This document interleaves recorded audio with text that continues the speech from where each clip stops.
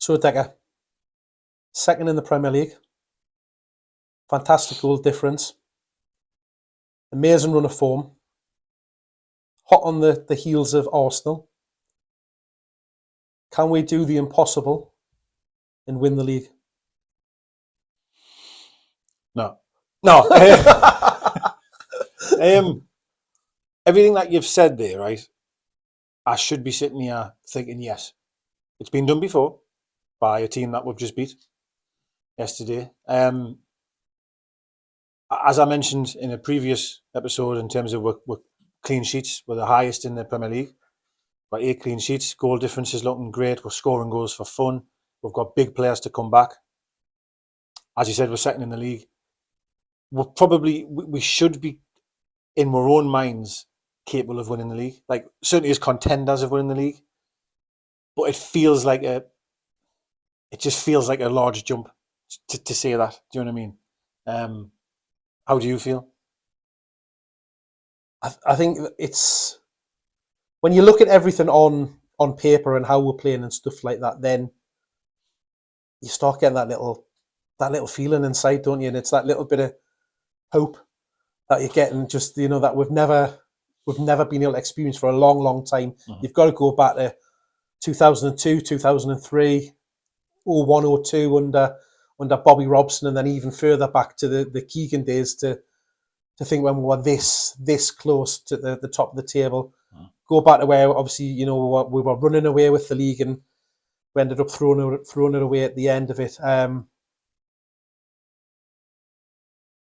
A few weeks ago, I sat here and said, absolutely, we've got no chance. We'll struggle to even, you know, finish within the top 6. Still a big ask, but I'm starting to sway to a little bit and think, oh, why not? Why couldn't we? So is there anything that we could do in January, if the window opened, that would, say the window closed and we had done whatever we had done, would make you then go, actually, I think we've done enough to be able to, what would that take? Apart from sending Messi or something. That's the thing for me, is because when I'm still looking at this team, and as brilliantly as we're playing at the minute and the performances that we're putting in, I still think we're maybe an injury, 2 injuries away from really starting to struggle. Like I look at probably the key players in there for me. There's 3 of them, and you know, not necessarily through like a goal threat, because, you know, Miggy's doing it. He's not in there that for me. But again, we'd miss him from what he's bringing. But if anything happened to Trippier, from his captaincy skills, what he gives us, given up and down that right hand side of the pitch, the relationship that he's got with Miggy, the leadership qualities, the battling qualities, would miss massively. Bruno is a massive one. If he was to, you know, drop out of that team, then I think that would really, really hit us. And Botman, I agree. Again, he would leave a huge hole in the back 4 for us, and that's why I just think,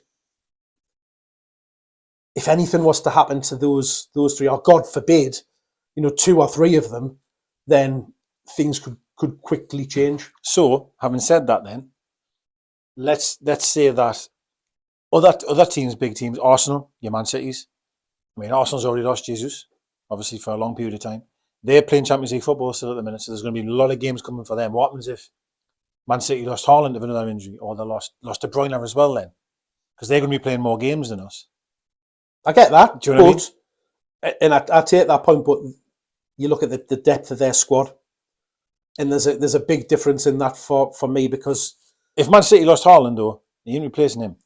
He's a difficult one to place, but you know for a fact that they've got players that can come in and do maybe not a job as well as him, because let's face it, not many can, but they've got quality in depth that we don't have at this minute. And that's why, coming back to that transfer market, to be able to go and strengthen the team so that if anything was to happen to those players, a little bit like that we've seen at the minute with Wilson, we're missing him, you know, from game to game.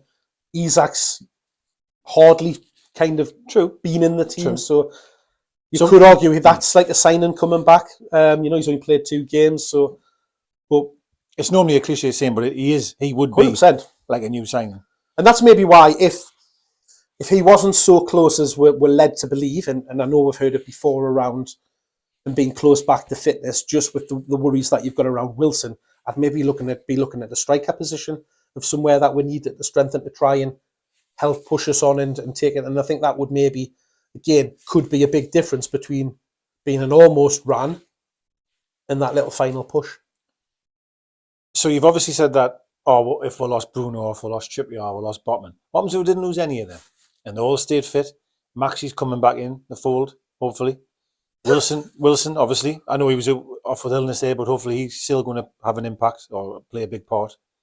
You've then got Isak back that you mentioned. So you could have your full strength team with them to come back. Does that change your mind that we've got a chance? And that's where the daring to dream bit comes from, isn't it? And that's where you start getting those little funny feelings down below. Yeah, because I am. And it's that what if, that could this really happen? Nice things like this don't happen to Newcastle. We're not used to it. Like, as I say, you've got to go back 20 odd years to remember when we've been in a position like this. Even back to Pardew, when we were, up in around that top 6 teams, and where we finished there, getting into European football was amazing. It was, and I think when you're saying there though about nice things don't happen to us, I think that my honest opinion of that changed when the takeover happened. That for me was the moment of, oh well, good things don't happen to us, so it's never going to happen. I sat here and said that all the time, and it happened. So I feel like there has to be a time where we start to put that feeling to bed, right? You know what I mean? And we will kick on and do something. I mean, Christ, we're sitting second now. We've got Arsenal to come. What happens if we beat Arsenal? We've got Arsenal after Leeds. We've then got Arsenal. If we beat Arsenal, what would you think? Then? Oh, you're listening to yourself. I am, and I'm getting really excited. It's crazy. We're gonna win. To think that, we're gonna win. We start off this by thinking there's absolutely no chance that we can win the league, and then you just start thinking about the ifs, the buts, the maybes, and then that's the joy of football, isn't it? They're not huge ifs or buts, though, are they? They're not. I'm not saying. It's not like we're sitting 7th now and I'm going, right, we'll win every game at the end of the season, we've got a chance, or we'll sign 10 players in January. Beating Arsenal at home, we've done it before, and these players coming back, Isak coming back and things like that, and we are second. We have the best defensive record in the league. These teams have got Champions League football to play. Most of their players have been away with the World Cup. One of the best striker for Arsenal hasn't come back because he's injured. That's a big blow for them. It's a huge blow. I know they were very good the other night against West Ham, but I still think that'll come back to bite them because he's a huge player for them. And when I think of it like that, I honestly do think there's a chance. I really do. I really do. And I've just totally changed my opinion within 15 minutes. I don't know if I've changed yours, but I still think it'll be a step too far. I think as long as we just keep doing what we're doing, we'll win it. Hope for the best. Just let's see what happens. We've got every chance. We can do it.